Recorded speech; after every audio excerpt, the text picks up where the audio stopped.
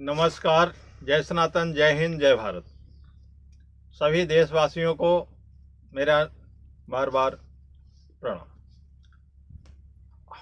आजकल हम थोड़ा एक विषय पे ज़्यादा ही फोकस डालना चाहते हैं।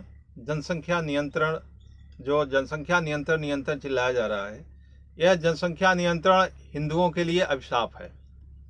यह एक साजिश के तहत हिंदुओं की जनसंख्या को कम करने के लिए यह एक साजिश किया गया है और यह इंदिरा गांधी जी के द्वारा वहाँ से शुरुआत किया गया था और अभी भी चल रहा है। और अब तो लोग ही अपने इतने खुशी से जनसंख्या को कम करना चाह रहे हैं कि जिसका कोई हद नहीं है। तो यह ध्यान रहे कि जनसंख्या से देश का कोई नुकसान नहीं होता। और आपको मैं एक सुनाता हूँ, राजीव दीक्षित के द्वारा, कि आप सुनिए थोड़ा सा, फिर बात करते हैं क्योंकि उनका क्या मंतव्य है। तो कि जनसंख्या से गरीबी बेकारी का संबंध नहीं होता है। आप मुझे एक बात बताएं और शायद आपको भी ये समझ में आए कि कोई व्यक्ति जब पैदा होता है तो भगवान ने उसको खाने के लिए मुंह तो सिर्फ एक ही दिया है, काम करने के लिए 2 हाथ दिए हैं, 2 पैर दिए हैं। एक आदमी पूरे जीवन काल में जितना भोजन करता है उससे 1000 गुना ज्यादा पैदा करता है। मैंने एक बार मेरे जीवन के बारे में हिसाब लगाया कि मैं जब भी पैदा हुआ और 80 बरस तक अगर मैं जीवित रहूं, तो जब से मैं बचपन से 1 बरस का हुआ और 80 बरस तक मेरा जीवन चले, तो कुल मिलाकर मैं कितना भोजन करूंगा। और अगर मैं 5 एकड़ खेत पर काम करता हूं रोज 18 बरस की उम्र से लेकर 60 बरस की उम्र तक, तो कितना अनाज मैं पैदा करूंगा, उसका मैंने एक दिन हिसाब जोड़ा। तो खाने वाला मेरा अनाज मुश्किल से मुश्किल बैठता है जो 2.5 से 3 टन, बहुत अधिक तो 4 टन, बहुत ज्यादा खाने की कोशिश करूं तो 5 साढ़े 5 टन। आप कल्पना करो कि कोई मजदूर 10 टन खाएगा। और मैंने जब उत्पादन का हिसाब जोड़ा तो मैं 18 बरस की उम्र से काम करूं और लगभग 60 बरस की उम्र तक 5 एकड़ खेत पे काम करूं जो मेरे पास उपलब्ध हो, तो मैं 30,000 टन उत्पादन कर सकता हूं। 10 टन में खाना खाऊंगा, 30,000 टन पैदा करके जाऊंगा। अब बताओ, खाऊंगा ज्यादा कि पैदा ज्यादा करूंगा? मनुष्य एक ऐसी प्रकृति में है जो खाता बहुत कम है, उत्पादन उससे भी ज्यादा करता है।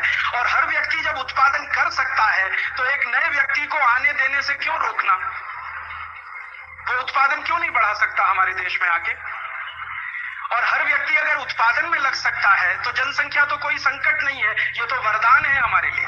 हमारे देश की पूरी व्यवस्था, वो चाहे आर्थिक हो, चाहे पूरी की पूरी कृषि व्यवस्था हो, ये आज ऐसे ढांचे में ढाली जा रही है जिसमें कम से कम हाथों को काम मिले। हमारी व्यवस्था गड़बड़ है, लोग गड़बड़ नहीं है।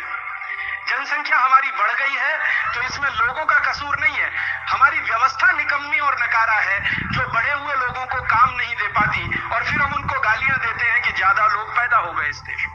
अगर आप हर हाथ को काम देने की एक व्यवस्था बनाकर इस देश में लगाएं तो हिंदुस्तान का कोई भी आदमी आपको बेकार बैठा नजर ना आए और एक समय ऐसा आए कि हर आदमी की आपको जरूरत लग जाए कोई ना कोई काम के लिए। और आप जानते हैं कि दुनिया के सब काम हाथों से ही हुआ करते हैं। कंप्यूटर भी हाथों से ही चला करता है। कंप्यूटर को कंप्यूटर नहीं चला सकता कभी भी। कंप्यूटर चलाने के लिए भी किसी का दिमाग लगता है और किसी के हाथ लगते हैं। और आप जो दिमाग और हाथ ईश्वर ने आपको दिया है उसी को अभिशाप मानकर बैठे रहे, तो ये तो आपके लिए दुर्भाग्य की बात है, किसी दूसरे के लिए नहीं। ये हमारी समझ का फेर है, हमारी बुद्धि का फेर है। और ये समझ का फेर और बुद्धि का फेर हुआ कैसे है? ये परदेशों से आने वाला जो विचार है जिसने हमको उड़ा दिया है एक हवा में। हम हमारी जमीन पर नहीं है, परदेशी विचार की जमीन पर हैं। अमेरिका से किसी ने कह दिया कि भारत को जनसंख्या कम करनी चाहिए, यूरोप में से किसी ने कह दिया भारत को जनसंख्या कम करनी चाहिए, तो हम जनसंख्या कम करने में लग जाते हैं। हम अपनी अकल से, अपने दिमाग से, अपने देश की परिस्थितियों के हिसाब से कभी सोचकर नहीं देखते हैं कि ये हमारे लिए ठीक है क्या जो वहां से कहा जा रहा है, और हम उसको स्वीकार कर रहे हैं। हिंदुस्तान में कुछ हुआ ऐसा ही है। आजादी के 55 वर्षों के बाद जो व्यवस्था बनाई गई है, इस व्यवस्था में ज्यादा से ज्यादा लोगों को बेकारी मिल सकती है, रोजगार नहीं मिल सकता। हिंदुस्तान की व्यवस्था इस तरह की बनाई गई है जिसमें ज्यादा से ज्यादा लोगों को गरीबी मिल सकती है, अमीरी नहीं मिल सकती। और अगर अमीरी मिलेगी तो थोड़े बहुत लोगों को, जो शायद 1% भी नहीं है पूरे हिंदुस्तान की आबादी के। हो सकता है हिंदुस्तान में 1 करोड़ लोग बहुत अमीर हों, लेकिन 99 करोड़ लोगों को आप हमेशा जीवन में संघर्ष करते हुए ही पाएंगे। व्यवस्था हमारी ऐसी है, और ये व्यवस्था जो हमारी ऐसी है, जो हमको गरीबी ही देती है, बेकारी ही देती है, भूखमरा ही देती है, ये व्यवस्था दुर्भाग्य से अंग्रेजों की बनाई हुई है, जिसको 1947 में तोड़ देना चाहिए था, उसको हम तोड़ नहीं पाए, और वही व्यवस्था हमारी चलती चली आई है।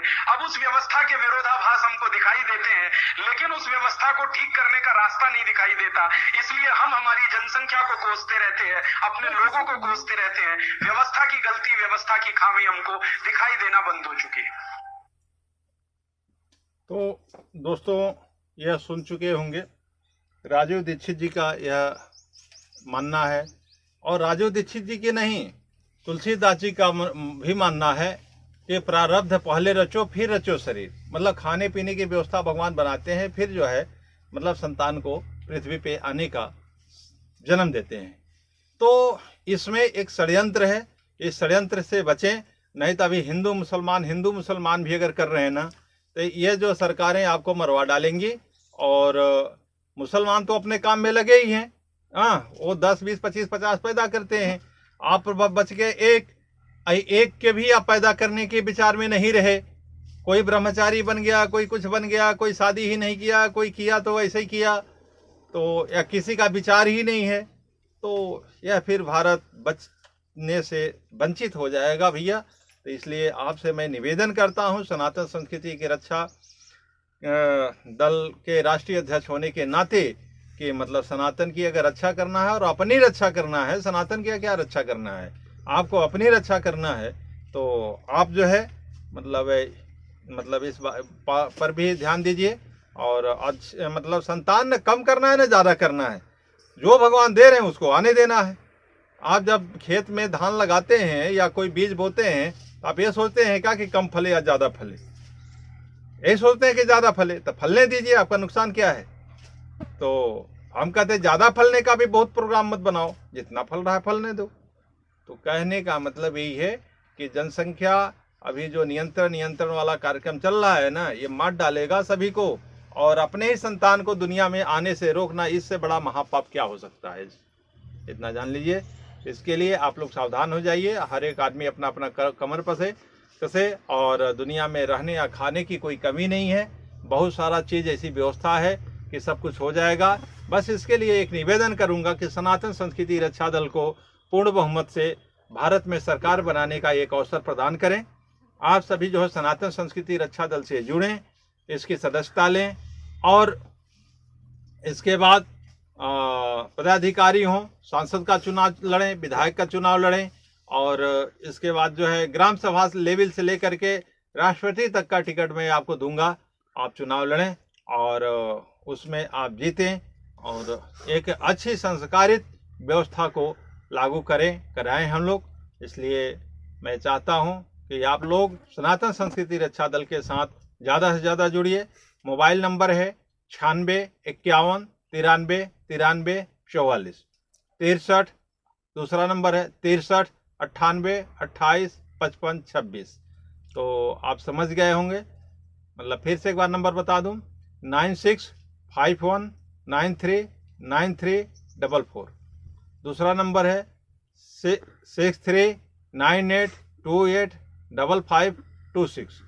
और ये है हमारा संपर्क सूत्र, मुझसे डायरेक्ट आपका बात होगा राष्ट्रीय अध्यक्ष से, और जो मतलब प्रोग्रामिंग होगा तो आप लोग हमको साथ दीजिए और तन मन धन से साथ दीजिए।